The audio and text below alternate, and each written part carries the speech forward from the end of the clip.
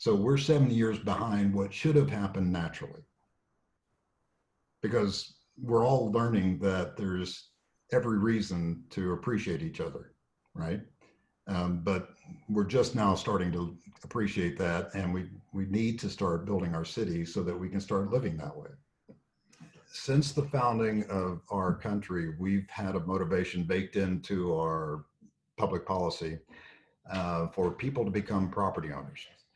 So the thought was we need independent people to drive that idea and carry that idea forward. And the most independent people at that time were property owners. So if we make more and more people property owners, we're more likely to have the independence we need to maintain a self-governing form of governance. So from the beginning, we had baked in incentives to encourage us to become property owners. And you can see the footprint that that left. This is the first 100 years of Kansas City city building in a map form, a simple map. So we're looking down at the Missouri River and seeing the village on the river and seeing that area in gray, which is the growth after 100 years. By that time, we were 500,000 people living in 80 square miles, and again, a very robust and prosperous city.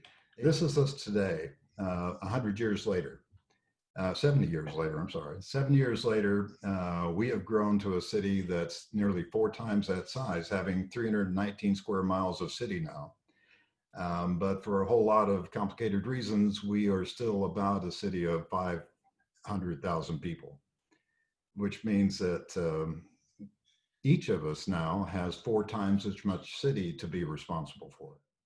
170 years of Kansas City investment, 170 years of people building their city have created the value of this most valuable part of our city.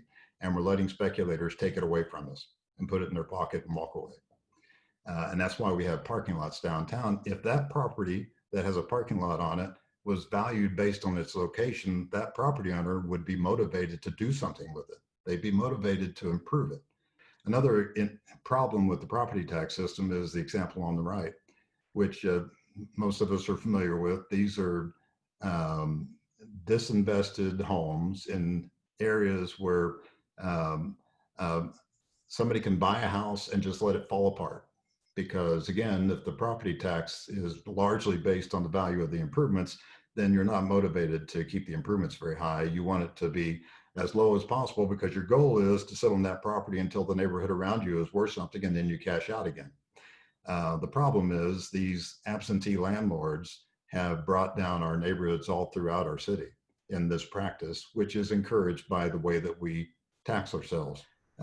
So it wouldn't be wrong for us to start reinvesting in those neighborhoods. And it wouldn't be wrong for us to look at a very long term for that reinvestment and to give those neighborhoods not only time to adjust to those new property values.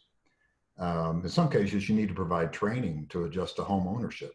Those fundamental skills aren't necessarily shared by everybody. But the other part of the equation is recognizing that we need to create job opportunities. Wealth building is not just real estate; it's also having access to work. And we're not very thoughtful in that regard about how we encourage where businesses locate relative to where housing is to support those businesses in terms of the labor force. I'm going to say that the thing we haven't paid attention to that we should have always kept our eye on is the residential side of the equation, because it's the primary way we use our land, right? It's like 90% of our land is residential. It's some giant amount of it. And we've focused more on commercial development as cities. That's how we've focused our attention, our efforts. Most of our regulations and laws and public debates are built around commercial investments. But it's the residential investment that fundamentally drives the shape of the city. I don't know that all those cool ballparks are actually producing good back to the city in terms of revenue. I know they produce cool, like I just described, so you have that advantage, but I don't know if they're actually a moneymaker for cities. But I want to know, from now on, I want to know every time we're investing as a city that we're doing it towards some public good that we're trying to achieve. If we were a productive city that could afford to do more for its citizens than other cities because we paid attention to our books. And if we really had equity as a goal on the top of our list as a city going forward, we could build a unique city, and we could be a model for cities all around the country.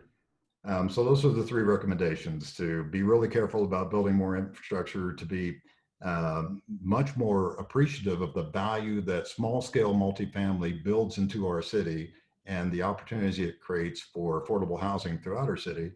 And then the last thing is that we need to have taxation and expenses that more reflect the cost to our city for the types of development that we do.